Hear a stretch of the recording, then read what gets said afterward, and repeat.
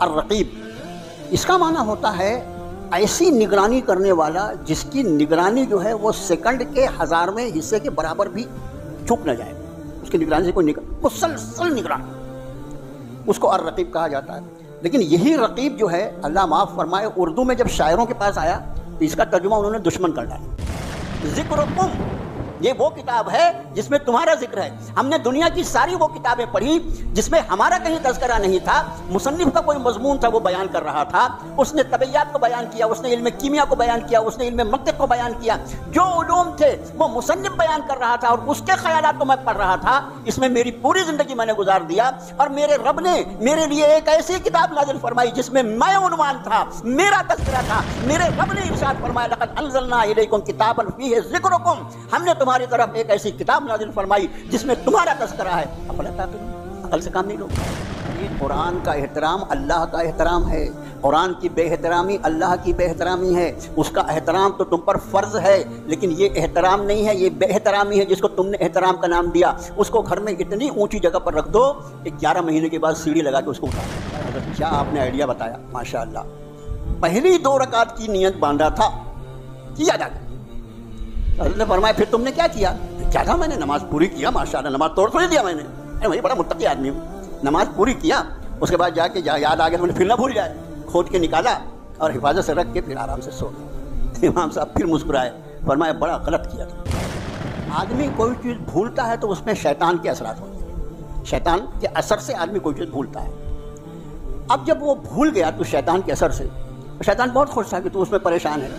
اب جیسے تو نماز میں کھڑا ہوا تو شیطان کو لگا جب تک میں اس کو یاد نہیں دلاؤں گا یہ نماز پڑھتا ہی رہے گا، اس لیے اس نے اپنا اثر ہٹا کے تجھ کو یاد دلا دیا تاکہ آپ کو نماز زیادہ مت پڑھ، جا کے اپنا کام کرو۔ آپ ذرا غور کیجیے، اس کے پہلے آپ نے کبھی سوچا بھی نہیں ہوگا، نہیں سوچا ہوگا، آج سوچیے نماز ہماری شروع کیسے ہوتی ہے۔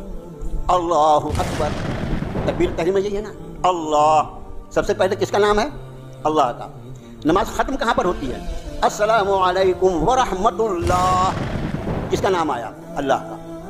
آج تک آپ نے نہیں بھی زندگی گزر گئی نماز پڑھتے ہوئے، کبھی سوچا بھی تو کرو کہ نماز وہ عبادت ہے کہ اللہ کے اسم مبارک سے شروع ہوتی ہے اور اللہ ہی کے اسم مبارک پہ ختم ہوتی ہے۔ اس لیے رب کائنات نے فرمایا واقعی میں صلاۃ ذکری، موسیٰ میری یاد کے لیے نماز کو قائم کر۔ یہ خیال رہے کہ افضل الذکر جو ہے وہ تلاوت قرآن ہے، افضل الذکر جو ہے وہ تلاوت قرآن ہے، اور تلاوت قرآن کے بعد جو افضل الذکر ہے وہ لا الہ الا اللہ۔ ذکر حق کے نور سے روشن ہے اس کی صبح و شام، اس کے ہر گوشے میں گونجے حق تعالی کا کلام، یہ ادارہ مجلس تعلیم القرآن جس کا نام۔ الحمدللہ، الحمدللہ وکفی وسلام علی عبادہ الذین اصطفی، اما بعد، اعوذ باللہ من الشیطان الرجیم، بسم اللہ الرحمن الرحیم۔ فاذکرونی اذکرکم واشکروا لی ولا تکفرون، صدق اللہ العظیم۔ اللہم صل علی محمد عبدک ورسولک النبی الامی الکریم۔ قرآن پاک کے دوسرے پارے میں سورۃ البقرہ، اس کی یہ بہت مشہور آیت ہے جس کی روشنی میں ہم نے اپنے علماء سے اور اپنے خطیبوں سے کئی مرتبہ بہت کچھ الحمدللہ سنا ہے۔ آج اسی آیت شریفہ کی روشنی میں کچھ گزارشات آپ کے سامنے پیش کرنی ہے۔ رب نے ارشاد فرمایا کہ فاذکرونی، اس کا لفظی ترجمہ کریں تم میرا ذکر کرو، اذکرکم، میں تمہارا ذکر کروں گا۔ عجیب بات ہے، تم میرا ذکر کرو، فاذکرونی، تم میرا ذکر کرو، اذکرکم، میں تمہارا ذکر کروں گا، واشکروا لی، تم میرا شکر ادا کرتے رہو، ولا تکفرون، اور ناشکری نہ کرو۔ اتنا مضمون ہے اس آیت شریفہ میں۔ ایک ذکر جو ہے یہ کیا معنی رکھتا ہے اور کتنی اہمیت کا حامل ہے اور کتنی آسان ترین عبادت ہے، اس کا اجر اور اس کا ثواب کتنا زبردست ہے، اور ہم اس سے غافل رہ کر اپنا کتنا بڑا نقصان کر رہے ہیں۔ یہ اصل عنوان ہے آج کا۔ سب سے پہلی بات جو آیت شریفہ میں فرمائی، فاذکرونی، تم مجھے میرا ذکر کرو، یہ ذکر کس کو کہتے ہیں؟ ہمارے ہاں بعض الفاظ جو عربی کے نہیں بلکہ قرآن شریف کے الفاظ جو اردو میں آئے، پھر اردو میں آنے کے بعد وہ عام بول چال میں آئے، اس میں بعض الفاظ تو بہت صحیح معنی میں چلے، ان بعض الفاظ جو ہیں وہ اس کے ایسے معنی ہو گئے کہ بہت وسیع معنی تھا، ہم نے اس کو ایک دم محدود کر دیا۔ بعض الفاظ تو ایسے ہیں قرآن شریف کے جو اردو میں آ کر اس نے معنی کو بالکل بدل ڈالا۔ جیسے آپ ایک لفظ دیکھیے، بات آ گئی ہے تو عرض کرتا ہوں، اللہ عز و جل کی ایک صفات ہے الرقیب، کنت انت الرقیب علیہم، حضرت عیسیٰ علیہ السلام عرض کریں گے حشر کے میدان میں کہ آپ ہی ان پر نگہبان تھے۔ تو یہ رقیب جو ہے، الرقیب، اس کا معنی ہوتا ہے ایسی نگرانی کرنے والا جس کی نگرانی جو ہے وہ سیکنڈ کے ہزارویں حصے کے برابر بھی چوک نہ جائے، اس کی نگرانی سے کوئی مسلسل نگرانی، اس کو الرقیب کہا جاتا ہے۔ لیکن یہی رقیب جو ہے، اللہ معاف فرمائے، اردو میں جب شاعروں کے پاس آیا تو اس کا ترجمہ انہوں نے دشمن کر ڈالا۔ رقیب کا ترجمہ عام طور سے ہمارے ہاں، اللہ مجھے معاف فرمائے، اردو میں رقیب یعنی دشمن، اور پھر اس کے ساتھ بھی کچھ اور لفظ لگے۔ یہ کیسے ہوا؟ اس کی وجہ یہ تھی کہ ہمارا تعلق اللہ کی کتاب سے نہیں تھا۔ تو یہ ذکر جو ہے ہمارا، کسی کو ذکر کرو ذکر کرو، تو وہ خالی یہ سمجھتا کہ جیب سے تسبیح نکالا اور اس نے سبحان اللہ سبحان اللہ بس یہ ذکر ہے۔ یہ بھی ذکر ہے، یہ بھی ذکر ہے، لیکن یہی ذکر نہیں ہے۔ تسبیح لے کر اللہ کا کوئی اسم مبارک، اس کا کوئی صفاتی نام، کوئی قرآن کی آیت، درود شریف پڑھ رہا ہے، استغفار پڑھ رہا ہے، سب ذکر ہے، مگر یہی ذکر نہیں ہے۔ آپ کا خادم کوشش یہ کرے گا کہ ذکر کی اصل معنی جو ہے وہ اللہ کرے کہ ہمارے سمجھ میں آ جائے۔ میرے بھائیوں، ذکر کا ترجمہ یاد، اور ذکر کا ایک اور ترجمہ ہوتا ہے نصیحت، دونوں معنی میں استعمال۔ جیسے قرآن شریف کی آیت شریفہ دیکھیے، وَلَقَدْ يَسَّرْنَا الْقُرْآنَ لِلذِّكْرِ فَهَلْ مِن مُّدَّكِرٍ، تحقیق ہم نے اس قرآن کو آسان فرما دیا ذکر کے لیے، ہے کوئی نصیحت کا حاصل کرنے والا؟ تو یہ ذکر جو ہے یہ دونوں معنی میں ہے کہ اس قرآن کو ہم نے نصیحت کے لیے بھی آسان کر دیا۔ جب آدمی قرآن پاک کو پڑھتا ہے تو اللہ تعالیٰ اس پر ایسے مضامین کھولتے ہیں کہ اس کا جی جو ہے اندر سے مطمئن ہو جاتا ہے کہ واقعی یہ قرآن میرے لیے اتارا گیا ہے، یہ قرآن میرے لیے اتارا گیا ہے، اس میں تو میرا ہی تذکرہ ہے۔ ارے میں نے تو آج تک مجھے معلوم ہی نہیں تھا، میں یہ سمجھ رہا تھا کہ یہ قرآن جو ہے اس کے مضامین مجھ سے بحث نہیں کرتے، لیکن جب وہ قرآن کو پڑھتے اس کو معلوم ہوتا ہے اس میں تو میرا تذکرہ ہے۔ اور اسی بات کو قرآن شریف نے فرمایا کہ لَقَدْ أَنزَلْنَا إِلَيْكُمْ كِتَابًا فِيهِ ذِكْرُكُمْ، یعنی لفظ ذکر دیکھو آپ، لَقَدْ أَنزَلْنَا إِلَيْكُمْ كِتَابًا فِيهِ ذِكْرُكُمْ، ہم نے تمہاری طرف ایک ایسی کتاب نازل فرمائی جس میں تمہارا ذکر ہے۔ ذکرکم، یہ وہ کتاب ہے جس میں تمہارا ذکر ہے۔ ہم نے دنیا کی ساری وہ کتابیں پڑھی جس میں ہمارا کہیں تذکرہ نہیں تھا، مصنف کا کوئی مضمون تھا وہ بیان کر رہا تھا، اس نے طبیعیات کو بیان کیا، اس نے علم کیمیا کو بیان کیا، اس نے علم منطق کو بیان کیا، جو علوم تھے وہ مصنف بیان کر رہا تھا، اور اس کے خیالات کو میں پڑھ رہا تھا۔ اس میں میری پوری زندگی میں نے گزار دیا، اور میرے رب نے میرے لیے ایک ایسی کتاب نازل فرمائی جس میں میں عنوان تھا، میرا تذکرہ تھا۔ میرے رب نے ارشاد فرمایا لقد انزلنا الیکم کتابا فیہ ذکرکم، ہم نے تمہاری طرف ایک ایسی کتاب نازل فرمائی جس میں تمہارا تذکرہ ہے، افلا تعقلون، عقل سے کام نہیں لوگے۔ تو میرے بھائیو، ذکر کے ایک معنی ہے یاد کی اور دوسرا معنی ہے نصیحت کی۔ قرآن شریف میں دونوں معنی استعمال ہوئے، جیسے میں نے وہ آیت شریفہ آپ کو پڑھ کر سنایا سورہ قمر کی، وَلَقَدْ يَسَّرْنَا الْقُرْآنَ لِلذِّكْرِ، ہم نے اس قرآن کو ذکر کے لیے آسان فرما دیا۔ تو قرآن دونوں اعتبار سے آسان ہے، اس سے نصیحت حاصل کرنا، اس کے لیے بھی قرآن آسان اللہ نے کیا، اور اس قرآن کو یاد کر لینا۔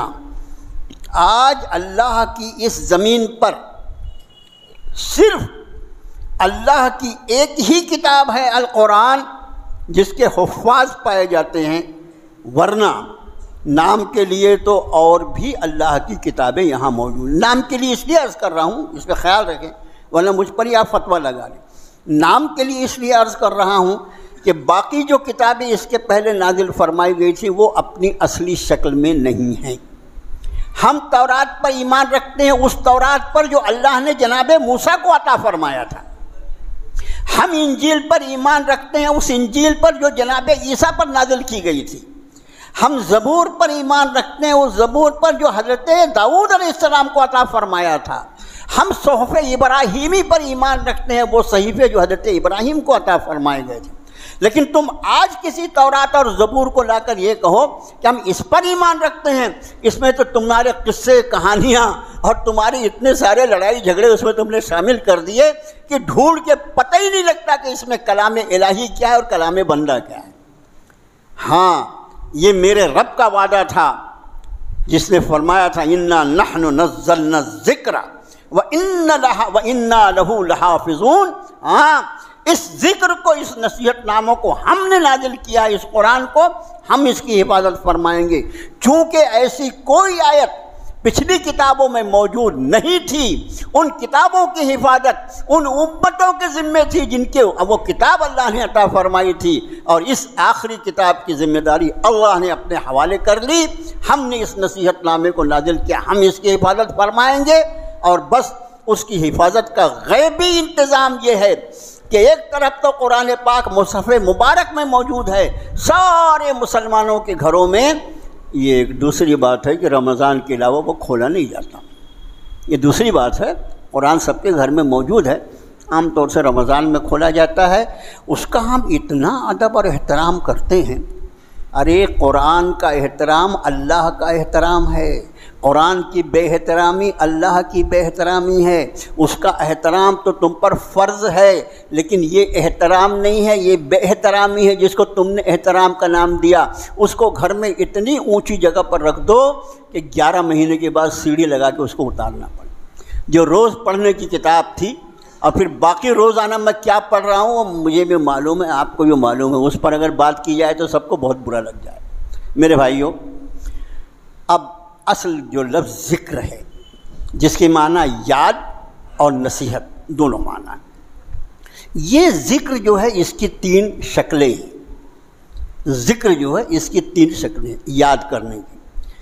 یاد کہیں پر کہاں پر آتی ہے؟ یاد آدمی کو یاد کہاں آتی ہے؟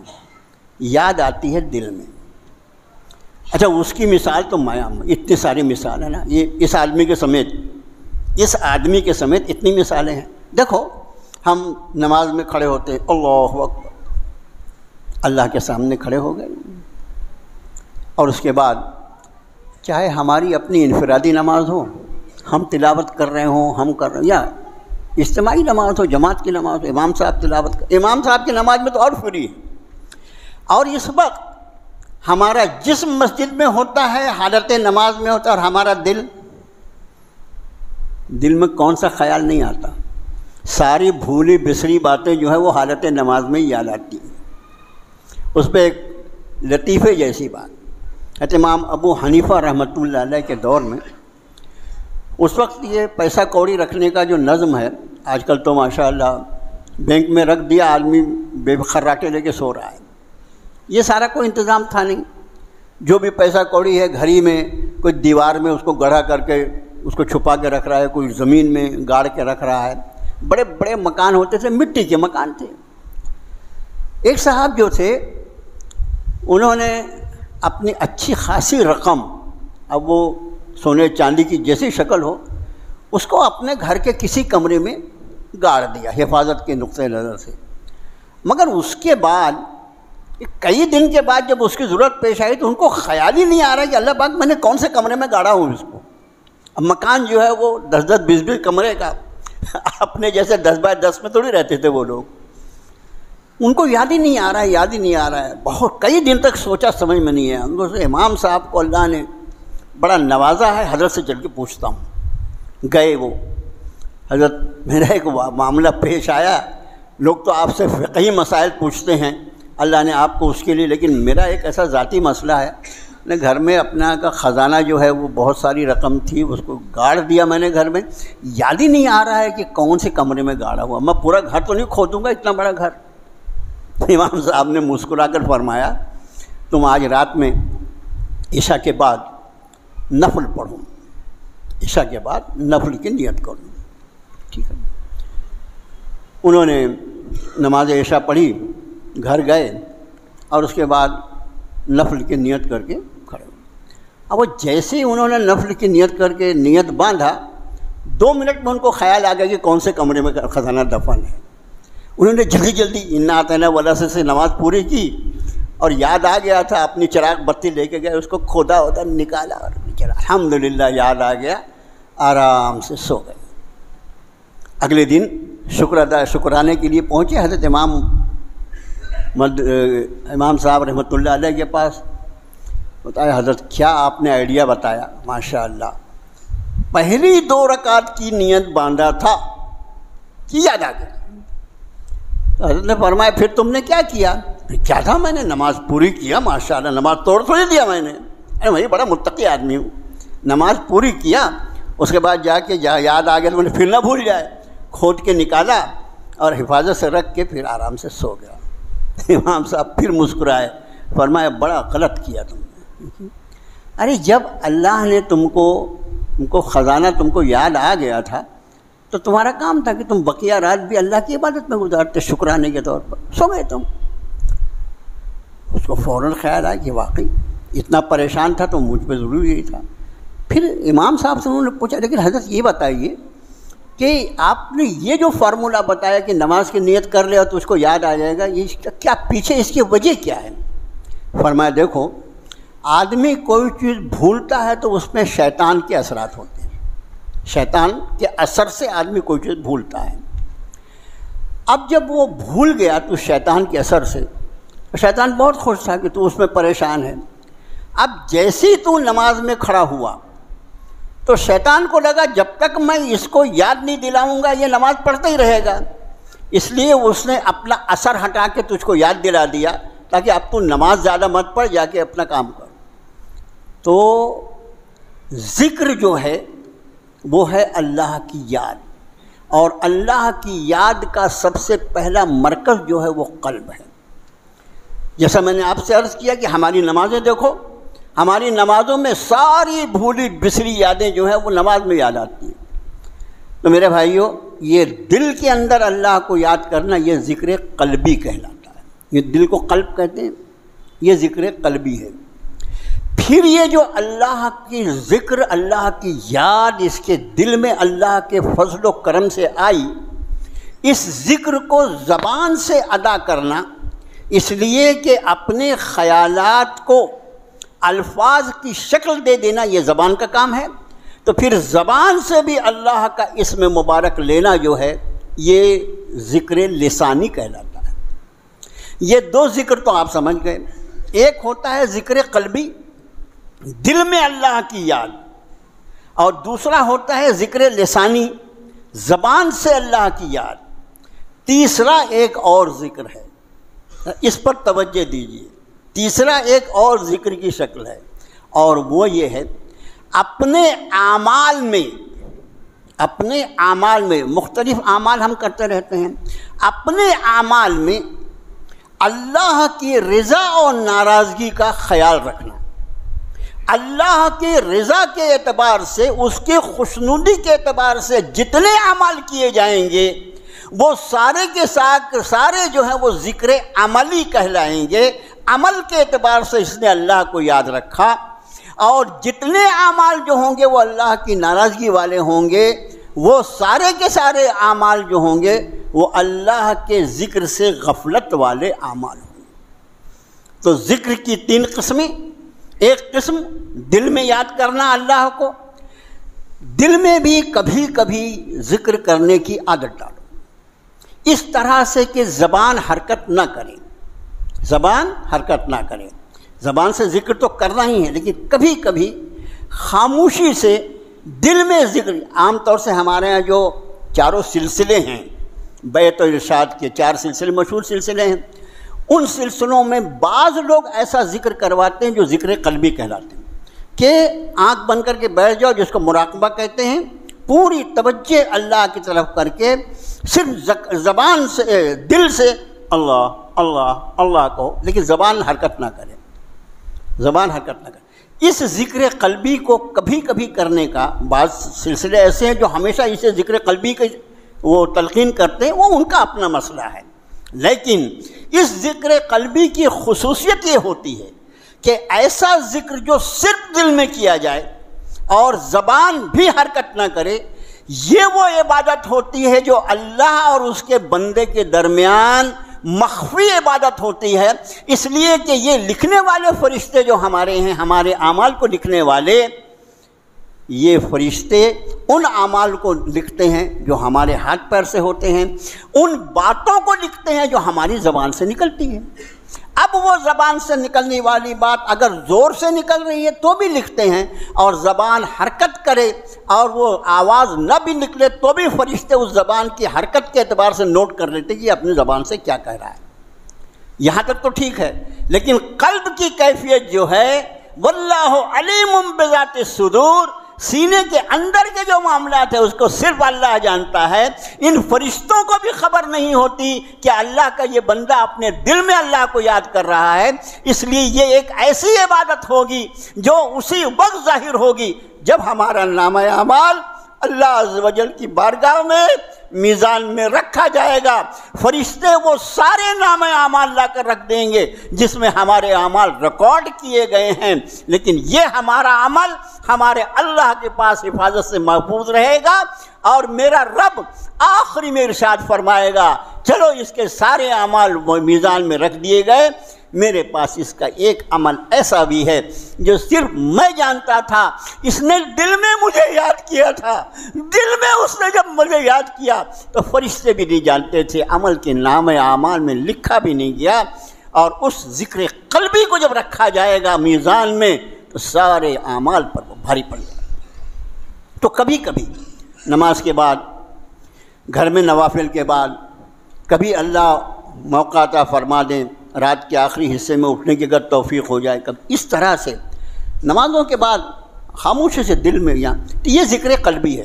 میں اصل میں ذکر کی قسمیں بتانے میں ذکر قلبی کو میں نے زیادہ زور اس لیے دیا کہ اس سے ہم عام طور سے قابل ہیں، لیکن اب اس کے بعد ذکر قلبی، ذکر لسانی، ذکر عملی۔ ذکر عملی میں نماز جو ہے یہ افضل ترین ذکر ہے، نماز جو ہے یہ خود ذکر ہے۔ میں نے عرض کیا نا کہ ذکر ہم صرف تسبیح لے کے اللہ اللہ اللہ کے ذکر نہیں، نماز جو ہے موسیٰ علیہ نبی صلاۃ والسلام سے جب رب تعالیٰ نے سب سے پہلے کلام فرمایا، سب سے پہلے حضرت موسیٰ سے کلام، حضرت موسیٰ کلیم اللہ ہے، وکلم اللہ موسیٰ تکلیمہ، قرآن نے ان کی صفت بیان فرمائی۔ موسیٰ وہ ہے جن سے اللہ نے کلام فرمایا، ان کی صفت ہے، اللہ نے وہ یہ اعزاز عطا فرمایا اپنے اس بندے کو کہ اللہ نے ان سے کلام فرمایا اس دنیا میں، براہ راست اللہ نے ان سے کلام فرمایا۔ تو سب سے پہلے جو کلام فرمایا حضرت حق نے، جناب موسیٰ جو تھے وہ تو اپنی اہلیہ صحابہ کو لے کے مدین سے مصر واپس ہو رہے تھے، اور بہت سردی بھی تھی، رات اندھیری بھی تھی، اور مفسرین کے اقوال کے مطابق آپ کی اہلیہ صحابہ جو تھیں وہ حاملہ تھیں، اور وقت بالکل قریب تھا ولادت کا، ساری تکلیفوں کے ساتھ گھٹا ٹوپ۔ اب رات کی اندھیری حضرت موسیٰ علیہ السلام کو راستہ بھی نہیں سمجھ میں آ رہا کہ میں برابر صحیح راستے پہ جا رہا ہوں مصر کے کہیں اور جا رہا ہوں. یہ سارے حالات تھے اور اس میں دور ان کو روشنی دکھائی دی اور وہاں تشریف لے. اب وہ ایک الگ مضمون ہے تو وہ پھر یہ ذکر رہ جائے. حضرت تشریف لے گئے. یہاں صرف ایک بات خیال رکھیں, میں نے اس کے پہلے بھی شاید کہیں بتایا یہ بات, کہ جب اللہ تعالیٰ نے حضرت موسیٰ سے کلام فرمایا, اس میں ابھی آپ سے کچھ عرض کر رہا ہوں, آپ کا یہ غلام آپ سے عرض کر رہا ہے, آپ ادھر میں یہاں بیٹھا ہوں, آپ میرے سامنے سن رہے ہیں, آواز سامنے آ رہی ہے. پیچھے کوئی بیٹھے تو مائک لگا اس لیے خیریت ہے, مائک کا بہت بڑا فائدہ ہے, لیکن اگر مائک نہ رہے تو صرف سامنے کے لوگ سن, پیچھے کے لوگ نہیں سن سکتے. لیکن مفسرین فرماتے ہیں کہ جب حضرت موسیٰ کلیم اللہ سے اللہ نے کلام فرمایا تو اس وقت دو حالات تھے. ایک تو یہ کہ سننے کے لیے اللہ نے انسان کو کان عطا فرمائے. آپ کان سے سن رہے ہیں نا, ابھی کان پہ ہاتھ رکھ لیجئے, کچھ نہیں سنائی دے گا. تو کان جو ہے یہ سننے کا ایک آلہ ہے, لیکن جب اللہ کلام فرمائے تو دوسری بات, سننے کے لیے متکلم جو بولنے والا ہے جدھر وہ ہوتا ہے ادھر سے اس کی آواز آتی ہے. یہ دونوں اصول تو بالکل جانے مانے ہیں نا, کہ آدمی کان سے سنتا ہے ایک بات, دوسرے متکلم یعنی بولنے والا جدھر ہو ادھر سے آواز آتی ہے. لیکن اب ذرا دیکھو بھلا کہ متکلم کون تھا, بولنے والا کون تھا؟ اللہ. مفسرین لکھتے ہیں کہ جب حضرت حق کلام فرماتے جناب موسیٰ سے تو جناب موسیٰ اپنے کان سے نہیں سنتے تھے, بلکہ پورا جناب موسیٰ کا بدن جو ہے وہ سراپا کان بن جاتا تھا اور ایک ایک روئیں سے حضرت حق کا کلام سنتے تھے وہ. اور دوسری بات, کیونکہ وہ کلام اللہ ہوتا تھا, اللہ کا کلام ہوتا تھا, اور اللہ کی ذات ہر جگہ موجود ہے, اس لیے کسی ایک طرف سے آواز کے آنے کا سوال ہی نہیں پیدا ہوتا. ہر طرف سے ایک جیسی آواز آتی تھی جناب موسیٰ کو, اور جب رب کریم ان سے کلام فرماتے تھے ہر طرف سے ایک جیسی آواز آتی تھی اور جناب موسیٰ کا پورا بدن سراپا کان بن جاتا تھا. یہ کیفیت جناب موسیٰ ہی جان سکتے ہیں, کوئی کیا جان سکتا ہے, کیا اللہ نے اپنے بندوں کو کیا کیا عطا فرمایا ہے. بہرحال اصل مضمون یہ حق نے جناب موسیٰ سے فرمایا کہ وَأَنَا اخْتَرْتُكَ فَاسْتَمِعْ لِمَا يُوحَىٰ, موسیٰ میں نے تمہیں چن لیا ہے, تمہیں منتخب کر لیا, سنو جو کچھ تم پر وحی کی جاتی ہے. اِنَّنِي أَنَا اللَّهُ لَا إِلَٰهَ إِلَّا أَنَا فَاعْبُدْنِي وَأَقِمِ الصَّلَاةَ لِذِكْرِي, میں اللہ ہوں. اِنَّنِي أَنَا اللَّهُ, اس کو اگر لفظی ترجمہ کروں نا تو علماء جانتے ہیں بے شک میں ہی اللہ ہوں. اننی انا اللہ, بے شک میں ہی اللہ ہوں. اننی انا اللہ لا الہ الا, میرے سوا کوئی معبود نہیں ہو سکتا. فاعبدنی, بس میری عبادت کرو. واقم الصلاۃ لذکری, اور میری یاد کے لیے موسیٰ نماز کو قائم کرو. اس کا معنی نماز جو ہے یہ سراپا اللہ کا ذکر ہے. اب نماز کی وہ کیفیت جو اللہ نے ہمیں عطا فرمائی ہے, جناب رسول اللہ صلی اللہ علیہ وسلم ذریعے. اس نماز میں آج آپ ذرا غور کیجیے, اس کے پہلے آپ نے کبھی سوچا بھی نہیں سوچا ہوگا, آج سوچیے نماز ہماری شروع کیسے ہوتی ہے. اللہ اکبر, تکبیر تحریمہ یہی ہے نا, اللہ, سب سے پہلے کس کا نام ہے؟ اللہ کا. نماز ختم کہاں پر ہوتی ہے؟ السلام علیکم ورحمۃ اللہ, کس کا نام آیا؟ اللہ کا. آج تک آپ نے نہیں بھی, زندگی گزر گئی نماز پڑھتے ہوئے, کبھی سوچا بھی تو کرو کہ نماز وہ عبادت ہے کہ اللہ کے اسم مبارک سے شروع ہوتی ہے اور اللہ ہی کے اسم مبارک پہ ختم ہوتی ہے. اس لیے رب کائنات نے فرمایا واقم الصلاۃ لذکری, موسیٰ میری یاد کے لیے نماز کو قائم کرو. اب دیکھیے آپ, پوری نماز جو ہے اس میں کیا ہیں؟ تکبیرات ہیں, اللہ کی تسبیحات ہیں, اللہ کے کلام کی تلاوت ہے, دعائیں ہیں, درود شریف ہیں, یہ سب کچھ ہے. سب کا سب ذکر الہی میں شامل ہے, سب کا سب ذکر ہے, مگر ان اذکار الہی میں یہ خیال رہے کہ افضل الذکر جو ہے وہ تلاوت قرآن ہے، افضل الذکر جو ہے وہ تلاوت قرآن ہے، اور تلاوت قرآن کے بعد جو افضل الذکر ہے وہ لا الہ الا اللہ۔ افضل الذکر تلاوت قرآن، اس لیے کہ رب نے فرمایا صاد والقرآن ذی الذکر، صاد قسم اس قرآن کی جو سراپا ذکر ہے۔ اگر اللہ کا کلام ذکر نہ ہوگا تو پھر اور کیا ذکر ہوگا؟ اگر کلام اللہ ہی ذکر نہ ہو معاذ اللہ تو پھر کیا ذکر ہوگا؟ اس لیے رب نے فرمایا کہ قرآن، اس قرآن کی قسم جو سراپا ذکر ہے، سراسر اللہ کی یاد سے بھرا ہوا ہے۔ قرآن کی کوئی آیت کہیں سے بھی پڑھی جائے، ہر آیت چونکہ یہ کلام اللہ ہے، اس لیے اس کے کلام اللہ کے تلاوت کرتے ہی آدمی کا دل جو ہوتا ہے وہ اللہ کی طرف متوجہ ہو جاتا ہے، یہ میرے اللہ کا کلام ہے۔ اور یاد جو ہے، جیسا میں نے آپ سے عرض کیا کہ یاد کا تعلق جو ہے وہ دل سے ہوتا ہے، دل کا اللہ کی طرف متوجہ ہونا، دل کا اللہ کی طرف متوجہ ہونا اصل یہ ذکر ہے۔ ویسے اب ایک بات، بعض لوگوں کو ایسا لگتا ہے کہ صاحب میں تو اللہ کا ذکر کرتا رہتا ہوں، قرآن شریف بھی پڑھتا ہوں، تسبیحات بھی پڑھتا ہوں۔ میں نے عرض کیا ساری تسبیحات سب کے سب اللہ کا، جہاں اللہ کا نام آ گیا، اللہ کی یاد آ گئی، بس اسی کو اللہ کا، یہ ذکر کا معنی ہی یاد ہے میرے محترم، وہ اللہ کی یاد۔ اب وہ چاہے درود شریف پڑھ رہا ہے، درود شریف بھی اللہم صلی علی، اللہ سے شروع ہوتا ہے، اللہ کے، وہ ذکر کیوں نہیں ہوگا؟ استغفر اللہ میں ذکر الہی، اللہ کا اسم مبارک، وہ ذکر کیوں نہیں ہوگا؟ یہ ذکر الہی وہ عبادت ہے جس کے لیے، یعنی وہ آسان ترین عبادت ہے، کہنے میں کوئی محرج نہیں سمجھتا، وہ آسان ترین عبادت ہے جس کے لیے کوئی شرط نہیں، عبادت افضل ترین، اور شرائط کے اعتبار سے کوئی شرط نہیں۔ جہاں تک یہ ظاہر ہے کہ مومن جو ہے وہ ناپاک کیوں ہوگا؟ ناپاک ہوا جب تو فوراً پاکی حاصل کر لے۔ اب اس میں جو مسئلے پوچھتے ہیں کہ رات میں اگر آدمی ناپاک ہوا تو کب تک غسل کر سکتا ہے، وہ سب اپنی جگہ ہے۔ بہتر یہ ہے کہ جتنے جلدی آدمی پاکی حاصل کر لے، اس لیے کہ فجر کی نماز کا وقت تو تھوڑی دیر کے 2-4 گھنٹے کے بعد آئے گا، تیری وفات کا وقت اگر اس کے پہلے آ گیا تو اللہ پاک کہاں جائے گا کون سے حال میں؟ یار یہ تو سوچ کم سے کم، بڑے مسئلے نا، غیر ضروری مسئلے۔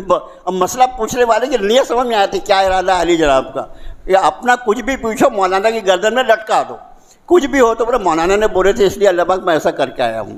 تو میرے بھائیوں، یہاں تک کہ پاکی جو ہے یہ تو ایمان کا جز ہے، ایمان کا حصہ ہے، لیکن ذکر اللہ کے لیے پاکی بھی شرط نہیں۔ آدمی حالت جنابت میں بھی اللہ کا ذکر کر سکتا ہے، اس میں کوئی دو نہیں۔ وقت پورا ہوا آج کا، انشاءاللہ اس ذکر اللہ کی باقی باتیں کچھ اللہ نے توفیق دی تو اگلے جمعے میں عرض کریں گے انشاءاللہ، یہ جیسا ہوگا۔ تو اس میں اس کا خیال رکھیں ابھی چلتے چلتے کہ اپنے آپ کو کتنا زیادہ ہم ذکر اللہ میں مشغول رکھ سکتے ہیں۔ ابھی ہم کسی سے بات کر رہے ہیں یا ہم کوئی کام کر رہے ہیں، کام میں بھی آدمی بہت مصروف ہوتا ہے، آج کل تو سب آن لائن ہے، کچھ دن کے بعد کھانا بھی آن لائن نکلنے لگے گا، ایک بٹن دباؤ کمپیوٹر موبائل میں سے کھانے کی پلیٹ بھی نکل رہی ہے، شاید کچھ دن کے بعد آ جائے وہ وقت، سب موبائل، سب آن لائن، قرآن شریف بھی آن لائن پڑھ رہا ہے۔ میں نے منع کیا، میں نے کہا کہ بھائی تلاوت آپ جو کرتے ہیں موبائل پر اس میں حرج نہیں ہے، لیکن موبائل جو ہے وہ مصحف مبارک نہیں ہے، یہ خیال رکھنا، موبائل مصحف مبارک نہیں ہے، وہ قرآن جو یہ رکھے ہوئے نا یہ موبائل نہیں ہے، موبائل مصحف مبارک نہیں ہے، وہ تو اس کے اوپر قرآن کا عکس آیا، جب تک آپ نے تلاوت کی اس مصحف مبارک کو چھونے کا ثواب، اس کو دیکھنے کا ثواب آپ موبائل کی اسکرین دیکھ کے اگر حاصل کرنا چاہیں تو نہیں ملے گا۔ لیکن علال ہم اتنے ہیں، علال اتنے سست، کون ابھی اٹھ کے قرآن شریف اٹھائے گا اور اس کو کھولے گا اور نکالا موبائل پٹ سے نکالا وہیں پر تلاوت ہو جاتی ہے، تلاوت کا ثواب مل جائے گا، لیکن مصحف مبارک کو دیکھنے کا اور چھونے کا ثواب نہیں ملے گا، یہ سمجھ لیجیے۔ تو میرے بھائیوں اس کی کوشش کریں کہ ہمارے جتنے خالی اوقات ہیں، چل رہے ہیں، گاڑی پہ چل رہے ہیں، پیدل چل رہے ہیں، کہیں بھی گھر میں بیٹھے ہوئے ہیں، مسجد میں بیٹھے ہیں، سنتیں پڑھ کے دیوار کو دیکھ رہا ہے، ابھی دیوار کو دیکھ کے تیرے کو کیا ملے گا؟ دیوار ادھر ادھر ہونے والی ہے کیا؟ دیوار مت دیکھتے بیٹھ، اللہ کا ذکر کر۔ تو اپنے آپ کو مسلسل ذکر میں آپ مصروف رکھیں۔ ایک وقت اللہ تعالیٰ ایسا لاتے ہیں اپنے فضل و کرم سے ذکر کرنے والوں کو، انشاءاللہ اگلے جمعے میں اللہ نے توفیق دی تو عرض کریں گے۔ ایک ایسا وقت آتا ہے ذاکر کے لیے کہ اس کی زبان خاموش ہوتی ہے اور اس کا قلب جو ہے وہ اللہ اللہ اللہ کرتا ہے، اور پھر یہ کیفیت وہاں تک جاتی ہے کہ روح اس کے جسم سے نکال لی جاتی ہے اور بہت دیر تک قلب جو ہے وہ اللہ اللہ اللہ کرتے ہیں۔ اللہ کرے کہ میں اور آپ ہم سب کا شمار اللہ تعالیٰ ذاکرین میں کرا لے، اللہ غافلین سے ہم کو نکال کے اپنے فضل و کرم سے ذاکرین میں ہم کو شامل فرما لے۔ صلی اللہ تعالیٰ علی خیر خلقہ محمد و آلہ۔